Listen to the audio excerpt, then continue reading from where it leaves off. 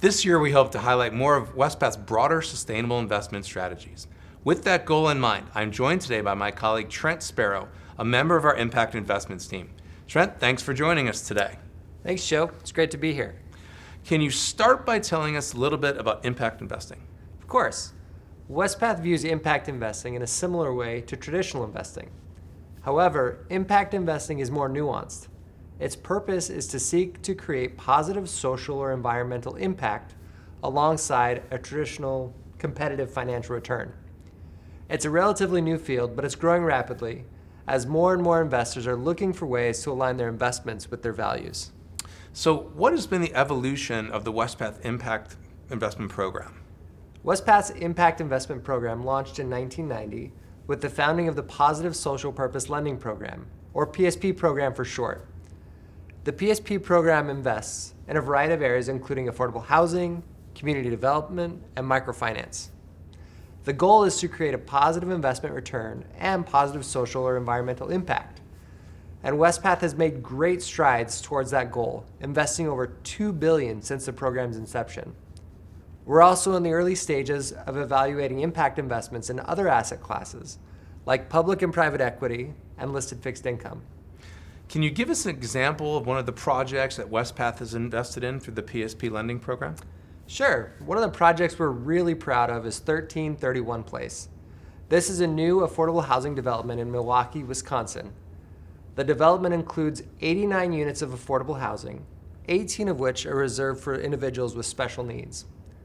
Lutheran Social Services of Wisconsin and Upper Michigan provides case management for the residents of these units, helping them access rehabilitation, vocational, and employment assistance, general health services for both medical and behavioral issues, and government benefit programs. We believe that housing is just one step in lifting folks out of challenging situations like homelessness, and we're always excited to be involved in projects like this one that provide additional social services along with housing. This project sounds great, Trent. Why aren't there more types of these projects being built?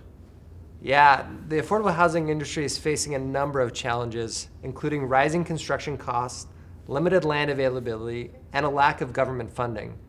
As a result, the cost of affordable housing is increasing, and it's becoming more difficult for low and moderate income families to find affordable housing.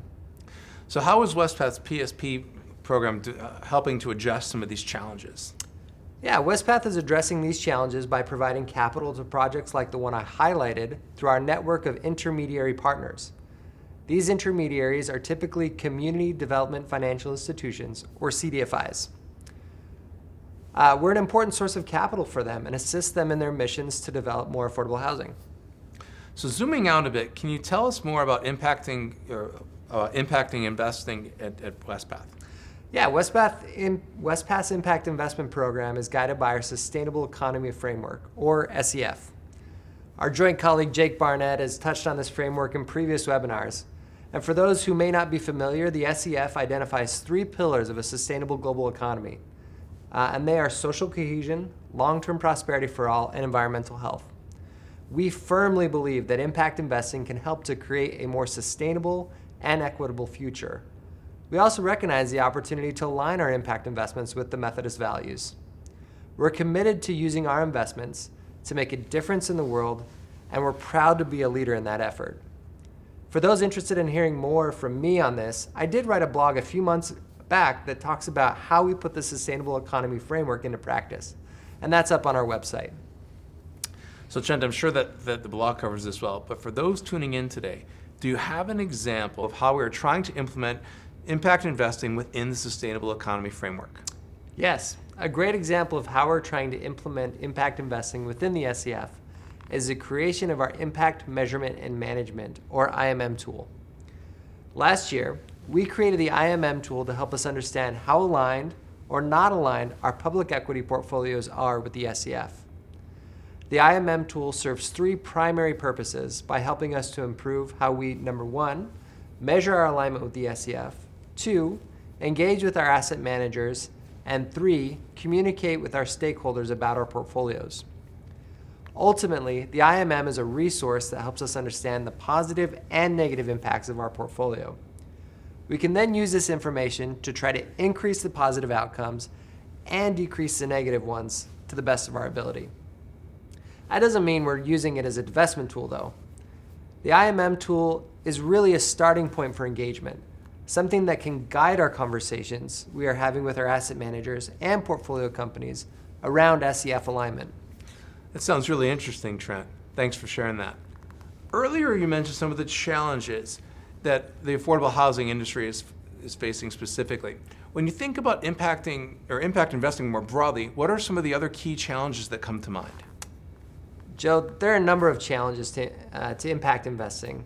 I'll briefly touch on two. First, measuring the impact of an investment is not always easy.